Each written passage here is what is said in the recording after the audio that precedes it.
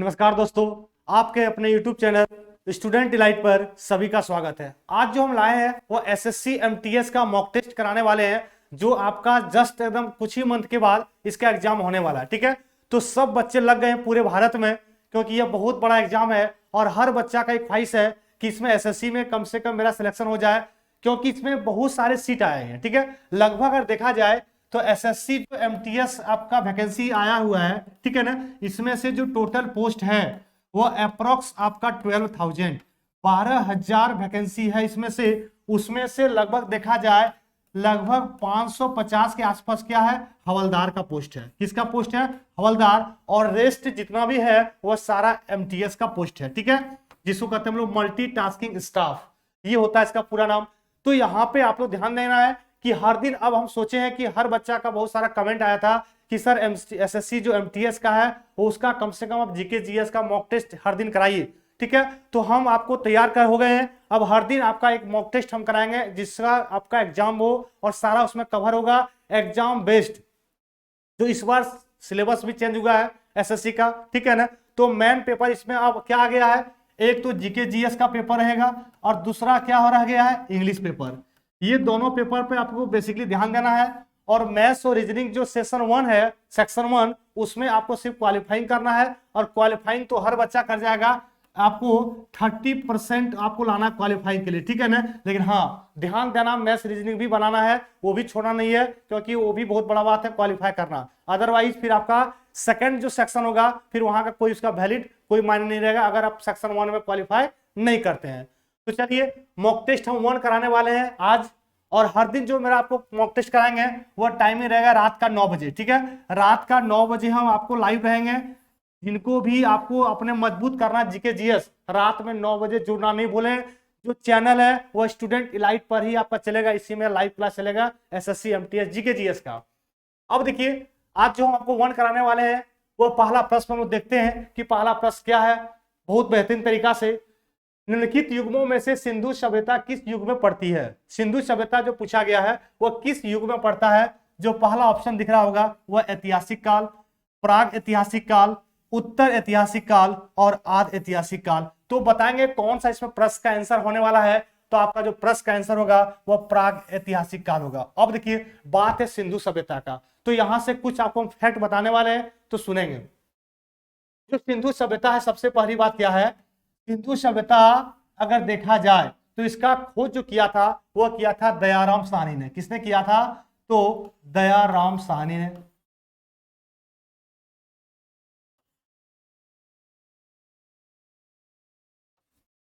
ठीक है ना, ये तो बात क्लियर हो गया। अब अगर दूसरा अगर बात करते हैं हम लोग, सिंधु सभ्यता जो है इसका अगर टाइम पीरियड बात करेंगे तो 2350 से 1750, ठीक है ना, वह बीसी है, पहली बात। सेकंड अगर बात करेंगे सिंधु सभ्यता में और क्या है, जो सबसे इंपॉर्टेंट पूछता है कि C14 के विधि के द्वारा, ठीक है ना, इस डेट को निर्धारित किया गया है जो सिंधु सभ्यता का ये काल है। ठीक है ना, बात समझ गए। यहाँ के निवासी जो रहते हैं वह क्या कहा जाते हैं? द्रविड़। यहाँ के निवासी को क्या कहा जाता है? तो द्रविड़। ये सारे बात आप समझ गए सिंधु सभ्यता के बारे में, ठीक है ना। और जितने बार हम बताए वो चीज ध्यान में रखना है। आइए अगले प्रश्न, अमीर खुसरो का पूछा गया नाम जोड़ा जाता है। तो अमीर खुसरो का नाम जोड़ा जाता है किससे? तो पहला ऑप्शन है सितार के आविष्कारक, सरोद के आविष्कारक माना जाता है, तबला के आविष्कारक या शहनाई के आविष्कारक। सब लोग बताएंगे। अमीर खुसरो के बारे में बात किया गया है।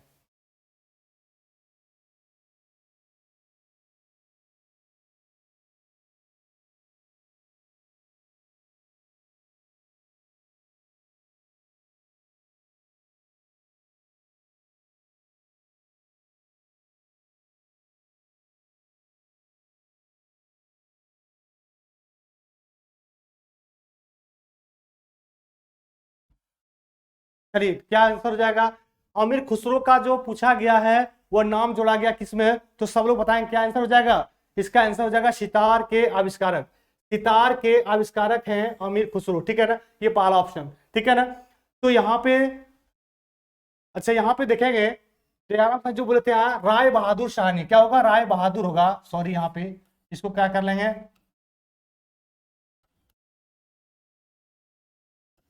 राय बहादुर, ठीक है ना। दयाराम साहनी जो थे ये आपका हड़प्पा के हैं, किसका खोज किए हैं, हड़प्पा के। और जो सिंधु सभ्यता का है ये राय बहादुर साहनी के हैं, ठीक है। चलिए नेक्स्ट प्रश्न आएंगे। अमीर खुसरो का नाम जो जोड़ा जाता है वह सितार के आविष्कारक जोड़ा जाता है, बहुत इंपॉर्टेंट प्रश्न है। तबला वादक जिसको कहते हैं जाकिर हुसैन, कई बार प्रश्न पूछा हुआ है। जाकिर हुसैन जुड़े हुए किसे, तबला वादक। शहनाई से बहुत बार प्रश्न पूछा हुआ, शहनाई से कौन है, तो बिस्मिल्लाह खां।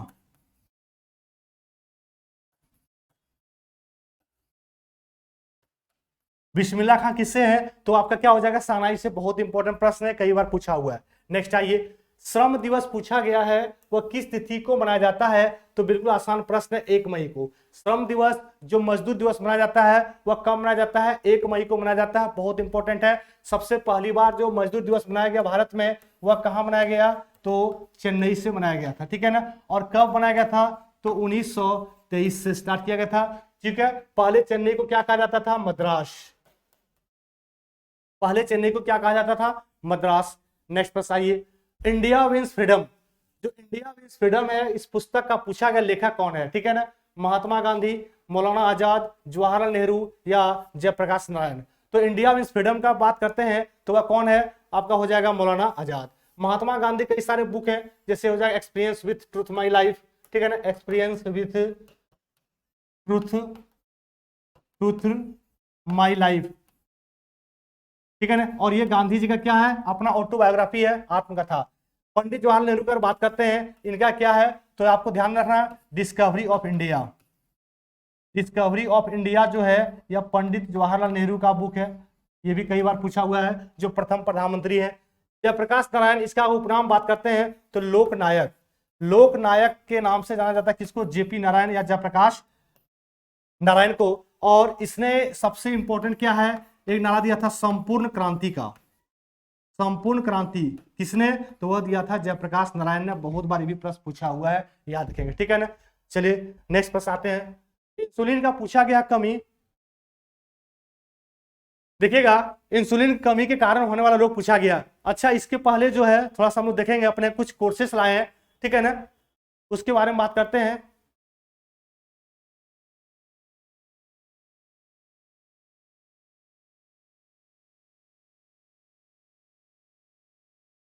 हाँ देखेंगे, यहाँ पे जो हम लोग बात किए थे, ठीक है ना, इसके इसमें एक इंफॉर्मेशन क्या है, चलिए देखेंगे, जो आपके लिए बहुत बेनिफिट होने वाला है, ठीक है। हमारा चैनल जो है वो स्टूडेंट इलाइट, हर बच्चा को पता होगा। अब देखिएगा यहाँ पे लिखा हुआ है होली धमाका ऑफर। तो होली धमाका ऑफर में क्या चीज का बात किया गया है, चलिए हम लोग डिटेल में देखते हैं हम लोग। सबसे पहले यहाँ लिखा हुआ कोर्सेस, कोर्स में क्या है, झारखंड जीके, ठीक है, जिनका प्राइस कितना है, 201 रुपया, ठीक है ना। 201 रुपया में पूरा आपको झारखंड जीके पढ़ाया जाएगा। सेकंड क्या है, बायोलॉजी, जो बायोलॉजी कोर्स है इनका भी जो प्राइस है वह 201 रुपया है। बायोलॉजी में क्या है, पूरा आपको पढ़ाया जाएगा, ये कोई स्पेशल कोई स्टेट का नहीं होता है।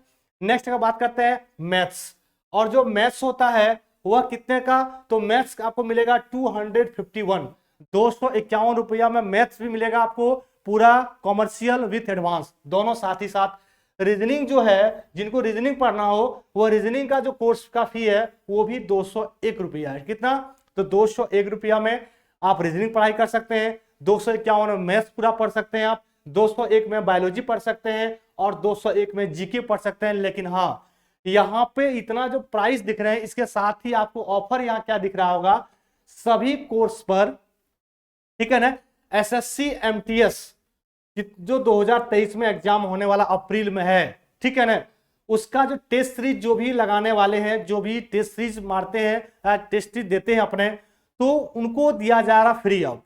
और जो टेस्ट सीरीज फ्री दिया जाएगा, इसमें भी टेस्ट सीरीज में फ्री में क्या है, पूरे 1 साल वैलिडिटी के साथ आप पूरा टेस्ट सीरीज लगा सकते हैं और वो भी मुफ्त है। अगर ये आप कोर्स लेते हैं तो टेस्ट सीरीज के लिए आपको कोई अलग से फी नहीं देना है, इसी में इंक्लूड है। मात्र 200 रुपया में आप 1 साल टेस्ट भी दे सकते हैं एसएससी का, ठीक है ना, और क्लास भी कर सकते हैं, लाइव क्लास। चलिए तो ये रहा मेरा, आपको बता दी कोर्सेज बारे में, जिनको लेना हो वह जल्दी से ले लेंगे, क्लास जल्दी स्टार्ट होने वाला है। आइए हम लोग, इंसुलिन की कमी से पूछा गया है कौन सा रोग होता है, चलिए देखते हैं। जबरदस्त, इंसुलिन की कमी से होने वाला जो रोग है वह हो जाएगा डायबिटीज। क्या होगा? डायबिटीज। अब बात आता है बेरी बेरी किससे होता है, तो यह होता है विटामिन बी1 की कमी से होता है बेरी बेरी, ठीक है। और विटामिन बी1 का अगर बात करते हैं रासायनिक नाम क्या है, तो रासायनिक नाम है थायमीन। क्या है? रासायनिक नाम थायमीन, बहुत इंपॉर्टेंट है। अगर बात करते हैं विटामिन बी1 का या बी का सोर्स क्या है, तो दूध, सब्जी, फल, ठीक है ना, ये सब कई सारे हैं जो विटामिन का बी कॉम्प्लेक्स का सारा सोर्सेस है, ठीक है ना, ध्यान देना है। कैंसर जो होता है इसे कहते हैं ल्यूकेमिया। ब्लड कैंसर क्या कहते हैं? ल्यूकेमिया। और इसका जो सबसे नॉर्मल इलाज होता है कैंसर का, वह होता है कोबाल्ट 60। क्या होता है? कोबाल्ट 60। अब कई सारे कैंसर का प्रयोग होता है, वो बताएंगे अलग अलग आपको, ठीक है। कैंसर के अध्ययन को क्या कहते हैं? स्टडी ऑफ कैंसर को क्या कहते हैं? ऑन्कोलॉजी। क्या बोलेंगे हम लोग? ऑन्कोलॉजी बोलते हैं। ये भी आपको प्रश्न क्लियर हो गया। सेकंड अगर बात करते हैं जो कैंसर डे कब मनाया जाता है, तो 4 फरवरी को मनाया जाता है कैंसर डे, ध्यान रखना है। एनीमिया जो होता है यह किसकी कमी से होता है, तो यह होता है एनीमिया यानी आरबीसी की कमी से। आरबीसी की कमी से क्या होता है? एनीमिया। और एनीमिया और किससे होता है, तो ध्यान देना है B6, B9 और B12, ये तीनों की कमी से क्या होता है? एनीमिया होता है, ध्यान देना है। आपका आंसर यहाँ क्या हो जाएगा? डायबिटीज, ठीक है ना। और इंसुलिन का जो स्रावित होता है वह किससे होता है, तो अग्नाशय पेंक्रियाज के एक सेल होता है जिसको कहते हैं बीटा सेल, ठीक है। बीटा सेल से ही इंसुलिन का प्राप्ति होता है, ध्यान देना है। चंद्र ग्रहण पूछा गया है कब हो लगता है, तो चंद्र ग्रहण कब लगेगा? जब सूर्य और चंद्रमा के बीच क्या आ जाएगा? पृथ्वी। आपका ऑप्शन क्या हो जाएगा? ऑप्शन नंबर हो जाएगा बी। नेक्स्ट आइए, कंप्यूटर डाटा की सबसे पूछा गया छोटी इकाई क्या होता है? रिकॉर्ड, फाइल, बीट या बाइट। तो कंप्यूटर की सबसे छोटी इकाई क्या होगा? बीट होगा। क्या होगा? बीट, याद रखेंगे। अगर बात करते हैं कंप्यूटर के फादर कौन है, किसे कहते हैं, तो चार्ल्स बेबेज। कंप्यूटर के फादर किसको कहते हैं, तो चार्ल्स बेबेज, ध्यान रखना। फिर तो ये बात क्लियर हो गया। कंप्यूटर डे कब मनाया जाता है, तो 2 दिसंबर को मनाया जाता है कंप्यूटर दिवस या कंप्यूटर साक्षरता दिवस। जो प्रश्न एग्जाम में पूछा जाएगा उससे संबंधित आपको सारा फैक्ट बताएंगे, ठीक है ना, ध्यान देना। 3 बीघा पूछा गया कॉरिडोर जो है वह किसको जोड़ेगा, तो भारत और बांग्लादेश को जोड़ेगा, ठीक है ना। वह किसको जोड़ेगा, तो भारत और बांग्लादेश जोड़ता है 3 बीघा कॉरिडोर। बहुत इंपॉर्टेंट है, कई बार प्रश्न आया भी है। एसएससी एमटीएस का ही सारा बता रहे हैं और वो आपका सिलेक्शन दिलाएगा, पक्का है। फल को अगर कृत्रिम रूप से पकाना होगा तो किसका प्रयोग करेंगे? गैस का, एसिटिलीन गैस का प्रयोग करेंगे हम लोग, ठीक है ना।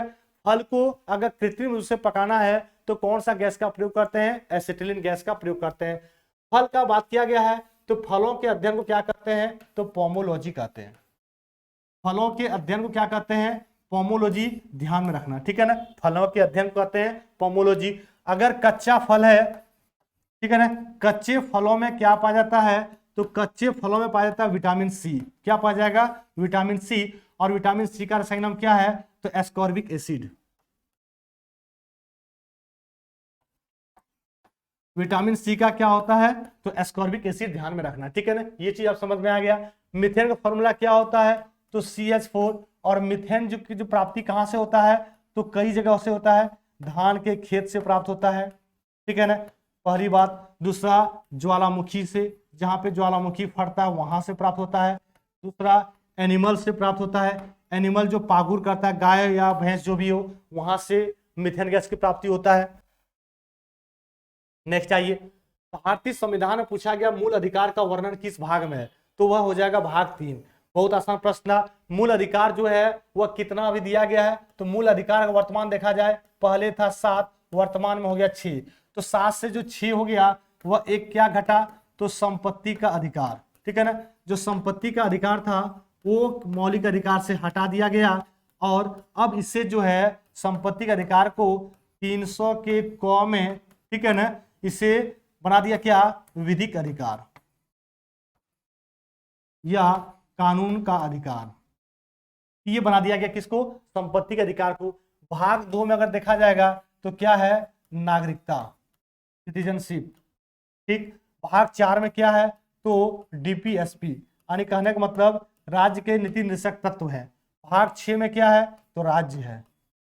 स्टेट, और भाग 5 में क्या है तो सेंट्रल यानी संघ के बारे में बात करेंगे।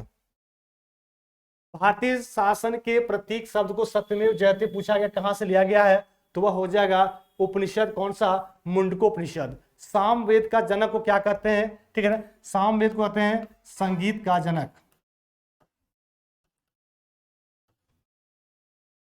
संगीत का जनक, ठीक है ना, क्लियर हो गया।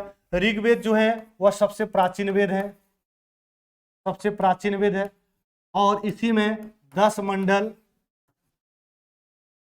ठीक है ना, जो मिलता है, जो इसमें आपको पढ़ना कौन कौन सा है, तो सब नहीं, तीसरा, 7वां और 9वां, ये इंपॉर्टेंट है, ठीक है ना। रामायण के लेखक कौन है, तो वाल्मीकि, ठीक है ना, और महाभारत का कौन है, तो महाभारत का वेद व्यास। प्रारंभिक आर्यों के बारे में पूछा गया कौन सा कथन सत्य सही नहीं है, वह संस्कृत बोलने वाले हैं, बिल्कुल सही है, ठीक है। कई झुंडों में भारतवर्ष आए, वे मुख्यतः नगरों में निवास करते थे, कौन सा पूछा गया है, अच्छा पूछा गया प्रारंभिक आर्य के बारे में कौन सा कथन इनमें से सही नहीं है, ठीक है, तो संस्कृत बोलने वाले थे, बिल्कुल सही है, ठीक है ना। अच्छा, कई झुंडों में भारतवर्ष पहुंचे और मुख्यतः नगरों में निवास करते थे, चलिए ठीक है, वे घुड़सवारी किया करते थे, ये आपका इसमें क्या हो जाएगा, सही नहीं है, और सारा चीज ऑप्शन क्या था, सही है। भारत के पहले राष्ट्रपति के रूप में डॉक्टर राजेंद्र प्रसाद, ठीक है, का चुनाव किया गया था, तो भारत का जो चुनाव किए गए थे राष्ट्रपति के द्वारा, राष्ट्रपति का, वह किया गया था संविधान सभा द्वारा, ठीक है, संविधान सभा द्वारा उस समय पहले राष्ट्रपति के रूप में चुना गया था, ठीक है ना। और बाद में क्या हुआ, फिर इनका जो चुनाव होता है 1952 में, ठीक है, ये बने, ठीक है ना, 1950 सॉरी 1950 से 1962 तक रहते हैं कौन, तो डॉक्टर राजेंद्र प्रसाद रहते हैं, जो संविधान सभा द्वारा चुना जाता है, और बाद में फिर इनका क्या होता है, चुनाव होता है, और चुनाव होने के बाद, ठीक है ना, इनका चुना जाता है, अस्थायी रूप से बनते हैं। लेटराइट मिट्टी पूछा गया उस क्षेत्र में पाई जाती है जिसमें, तो लेटराइट मिट्टी उस क्षेत्र में पाया जाएगा जहां पे सामान्य तापमान और कम वर्षा होगा, उच्च तापमान भारी वर्षा, निम्न तापमान अल्प वर्षा, उच्च तापमान सामान्य वर्षा नहीं, जहां पे कहने मतलब भारी वर्षा होगा वो आपका आंसर हो जाएगा, मतलब उच्च तापमान और भारी वर्षा वहीं पे होगा लेटराइट मिट्टी। लेटराइट मिट्टी जो है यह चाय के लिए बहुत ही अच्छा माना जाता है, चाय कॉफी लेटराइट मिट्टी, ठीक है ना। निम्नलिखित में कौन सा आग्नेय सेल है पूछा गया, कौन सा इसमें आग्नेय सेल है, ग्रेनाइट, स्लेट, चूना पत्थर या मार्बल, तो बताइए आग्नेय सेल इनमें से कौन सा हो जाएगा, तो आग्नेय सेल किसको कहते हैं, स्लेट को, ठीक है, स्लेट आग्नेय सेल एक तरह से है, ये भी कहा जाता है, और स्लेट को अगर सिस्टम बदल जाएगा तब ये आपका क्या हो जाएगा, ठीक है ना, तब हो जाएगा आपका एक वो, कभी का आपको मिलेगा मार्बल, और मार्बल को ही कहते हैं संगमरमर,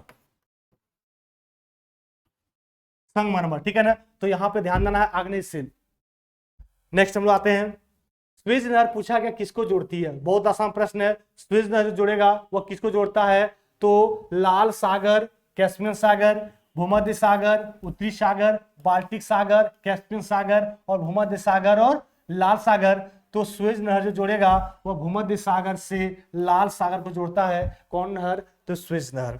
नेक्स्ट आइए, भारत की अर्थव्यवस्था पूछा गया है, सबसे अच्छे ढंग से किन शब्दों में व्यक्त किया जाएगा, तो बिल्कुल आसान प्रश्न है, भारत की अर्थव्यवस्था जो है वह मिश्रित अर्थव्यवस्था, कैसा है, मिश्रित अर्थव्यवस्था भारत का, ये बहुत ही आसान प्रश्न है, बहुत इंपॉर्टेंट भी है, ठीक है ना। नेक्स्ट आइए, निम्नलिखित में कौन सा कर केंद्र सरकार का नहीं लगाया जाता, ठीक है, चलिए देखते हैं कौन सा इसमें जो सेंट्रल के द्वारा कर नहीं लगाया जाएगा, कंपनी कर, सीमा शुल्क, भू राजस्व या आयकर, तो ध्यान देना है भू राजस्व जो है, ठीक है, यह लगाती है कौन, तो स्टेट लगाती है, मतलब राज्य सरकार, कौन लगाते हैं, राज्य सरकार का ये काम है, ठीक है ना, जो टैक्स लगाने का काम किसमें, भू राजस्व, मतलब भूमि पर जो टैक्स लगाएगा वह केंद्र का नहीं, वह राज्य का होता है, भूमि कर, ठीक है ना, सिंचाई कर, ये सब में। निम्नलिखित में किसको राष्ट्रीय आय में शामिल नहीं किया जाएगा, अब देखिए राष्ट्रीय आय में जो शामिल नहीं किया जाएगा, मालिक के कब्जे में मकानों का आरोपित किराया, नए पुलों के निर्माण पर किया गया सरकारी व्यय, ठीक है ना, लॉटरी जीतना और किसी मकान की बिक्री के लिए एजेंट को दिया गया कमीशन, तो यहाँ क्या पूछा गया है कि राष्ट्रीय आय में शामिल जो नहीं किया जाएगा वह किसको नहीं किया जाएगा, जो एजेंट को देते दिया जाता कमीशन, इसको हम लोग नेशनल इनकम में शामिल नहीं करते हैं, ठीक है ना। जो भी बिक्री के दौरान एजेंट को जो पैसा कमीशन के रूप में दिया जाता है तो ये कमीशन वाला नेशनल इनकम में ऐड नहीं होता है। नेक्स्ट आइए, बेरियम सल्फेट जो होता है उसको पानी में अगर घुलनशीलता कम होता है वह कारण क्या है। पूछा गया है कि बेरियम सल्फेट अगर बात करते हैं इसका जो फॉर्मूला होता है वो होता है BaSO4, बेरियम सल्फेट, ठीक है ना। इसका पूछा गया कम घुलनशील पानी में क्यों होता है, उच्च चालक ऊर्जा, विनियोजन ऊर्जा, निम्न चालक ऊर्जा या आयनी बंधन। तो इसमें क्या होता है, उच्च चालक ऊर्जा हो की वजह से क्या होगा, यह पानी में कम घुलनशील है, यह कम सॉल्युबल है। और हाँ, बेरियम सल्फेट अगर पीते हैं तो काफी टॉक्सिक, जहरीला होता है, ठीक है ना। ये आपको कई सारे डिजीज उत्पन्न कर देगा मनुष्य के शरीर में। जब एक रासायनिक बंध बनाता है तब क्या होगा, बहुत आसान प्रश्न है। जब एक रासायनिक बंध मतलब केमिकल बॉन्ड, रासायनिक बंध मतलब क्या होता है, केमिकल बॉन्ड जो आपस में बनाएगा तो होगा क्या, ऊर्जा हमेशा अवशोषित होगा, ऊर्जा हमेशा निर्मुक्त होगा। बस हो गया आंसर। यहाँ पे क्या होता है, ऊर्जा हमेशा निर्मुक्त होगा जब भी केमिकल बॉन्ड रासायनिक बंध बनाएगा तो। नेक्स्ट आइए, परमाणु पाइल, परमाणु जो पाइल होते हैं इसका प्रयोग पूछा गया कहाँ होता है। तो परमाणु पाइल का प्रयोग कहाँ होता है, पहला एक्स किरण के उत्पादन में, नाभिक के विखंडन में, ताप नाभिकीय संलयन के प्रचलन में या परमाणु के त्वरण में।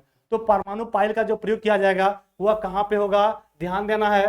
तो यहाँ पे किया जाएगा नाभिकीय विखंडन के प्रचलन में, नाभिकीय विखंडन के प्रचलन में। ऑप्शन में क्या हो जाएगा, बी, यहाँ परमाणु का काम किया जाता है, प्रयोग किया जाता है। आगे देखेंगे, निम्नलिखित में से कौन सा शिपयार्ड भारतीय नौसेना के लिए युद्ध पोत का निर्माण करता है। तो पूछा गया भारतीय नौसेना के लिए कौन सा युद्ध पोत है, तो वह क्या हो जाएगा, आपका ध्यान देना, कोचीन शिपयार्ड, ठीक है ना। कोचीन शिपयार्ड कहाँ है, तो यह तमिलनाडु चेन्नई में, ठीक है ना। मुंबई जो मझगांव है डॉक्स है वो मुंबई है। हिंदुस्तान शिपयार्ड विशाखापत्तनम, विशाखापत्तनम कहाँ है, आंध्र प्रदेश में। और गार्डन रिच वर्कशॉप कहाँ है, तो कोलकाता में है। नेक्स्ट आइए, निम्न में से किसने कम से कम 2 बार नोबेल पुरस्कार पूछा गया है प्राप्त किया, बताइए। ये आसान प्रश्न है। सबसे पहले नोबेल पुरस्कार जो दिया गया, ठीक है ना, वह कब से दिया जा रहा है, स्टार्ट कब से हुआ है, तो ध्यान देना, यह हुआ 1901 से। नोबेल पुरस्कार 1901 से स्टार्ट हुआ है, ठीक है ना। पहला भारतीय अगर पूछेगा नोबेल पुरस्कार किसने किसको मिला, तो वह मिलता रविंद्रनाथ टैगोर, रविंद्रनाथ टैगोर को, ठीक है ना। जो सबसे पहले नोबेल पुरस्कार एशिया के, ठीक है ना, भारत के या एशिया का ये प्रथम भारतीय थे जो रविंद्रनाथ टैगोर को दिया गया। और इनको जो दिया गया था रविंद्रनाथ टैगोर को यह पुरस्कार, यह कब दिया गया था, तो सन 1913 में, 1913 में। 1901 में स्टार्ट हुआ नोबेल अवार्ड और दिया गया इनको कब, 1913 में। जो प्रथम का ये भारतीय या एशिया का प्रथम व्यक्ति जिनको नोबेल अवार्ड से सम्मानित किया गया था। अब आइए बात क्या है, 2 बार नोबेल पुरस्कार प्राप्त करने वाले कौन व्यक्ति हैं, Winston Churchill, Octavio Paz, George चोपाक या मैडम क्यूरी। तो बहुत आसान प्रश्न है, ठीक है ना। यहाँ पे आंसर क्या हो जाएगा, मैडम क्यूरी। अब प्रश्न ये भी पूछ सकता है कि इनको 2 बार कब कब दिया गया, तो वो डेट आप लिख लेंगे। यह इनको जो दिया गया है वह दिया गया था प्रथम 1903 में और दोबारा दिया गया था 1911 में, ठीक है ना। तो प्रथम 1903 और 1911, 1901 से स्टार्ट किया गया। प्रथम भारतीय अगर पुरस्कार पूछेगा नोबेल में, वह मिला था रविन्द्रनाथ टैगोर को। और इनको कब मिला था, वह मिला था 1913 में। किस लिए दिया गया था, तो ध्यान देना, एक पुस्तक जो है गीतांजलि, ठीक है, जो गीतांजलि लिखे हैं वो रविन्द्रनाथ टैगोर का ही बुक है, ठीक है ना। यहाँ ये भी फैक्ट मिल गया। और यही पुस्तक के लिए इनको दिया गया था नोबेल पुरस्कार और दिया था कब, 1913 में। आपको बात क्लियर हो गया। तो ये जो पूरा रहा आपका मॉक टेस्ट, ठीक है ना, यह मॉक टेस्ट जो रहा पूरा। अच्छा, एक प्रश्न और है, निम्नलिखित में वह व्यक्ति कौन है जिसे नोबेल पुरस्कार तथा भारत रत्न दोनों ही मिला है, ठीक है, ये प्रश्न बताना है। महात्मा गांधी, वैसे ऑप्शन से कट गया, रविन्द्रनाथ टैगोर, मदर टेरेसा या पंडित जवाहरलाल नेहरू। तो यहाँ पे पूछा गया नोबेल पुरस्कार भी दिया गया और भारत रत्न भी दिया गया, तो हो जाएगा कौन, मदर टेरेसा। कौन हो जाएगा, मदर टेरेसा को भी दिया गया है नोबेल के साथ साथ इनको भारत रत्न भी मिला है, ठीक है ना। चलिए, तो ये हम आपको करा दिए पूरा एसएससी एमटीएस का मॉक टेस्ट आपका पहला। अब हम लोग कल से जो हम लोग करेंगे वह मॉक टेस्ट सेकंड होगा। जो टाइम है वह रात का 9 बजे आप लोग रहेंगे लाइव, ठीक है ना। इसमें सारा चीज बताया जाएगा, जो भी जीके जीएस आपका न्यू पैटर्न पर आने वाला है एग्जाम में इस बार, ठीक है। जो 2023 में आप एग्जाम देने वाले हैं उसी बेस पर हम आपको प्रैक्टिस कराएंगे। और अब जो बचा समझिए, ठीक है ना, मान के चलिए कि 20 अप्रैल के आसपास आपका एग्जाम हो ही जाएगा इसका, ठीक है ना। तो आज का डेट कितना हो गया, डेट हो गया 26, ठीक है ना। इधर 30 मार्च यानी 30 दिन इधर और 20, 50 डेज, 50 दिन आपको पास अप्रोक्स बचा हुआ है। और ये 50 दिन आपको अगर यूज करना है तो सिर्फ जबरदस्त प्रैक्टिस कीजिए आप, ठीक है। अब कुछ पढ़िए ज्यादा नहीं, सिर्फ जितना प्रैक्टिस कर सकते हैं आप कीजिए यूट्यूब में, ठीक है ना। उससे क्या होगा, फायदा होगा और जो भी कंफ्यूजन है वो भी दूर हो जाएगा। क्योंकि बहुत सारा जीके जीएस में क्या होता है ना कि छोटा छोटा चीज कंफ्यूजन रहता है और वही एक चीज गलती एग्जाम में भी होता है, ठीक है। तो टाइम समझ में आ गया, सारा कोर्सेस आप देख लिए जो हम लोगों का कोर्सेस था।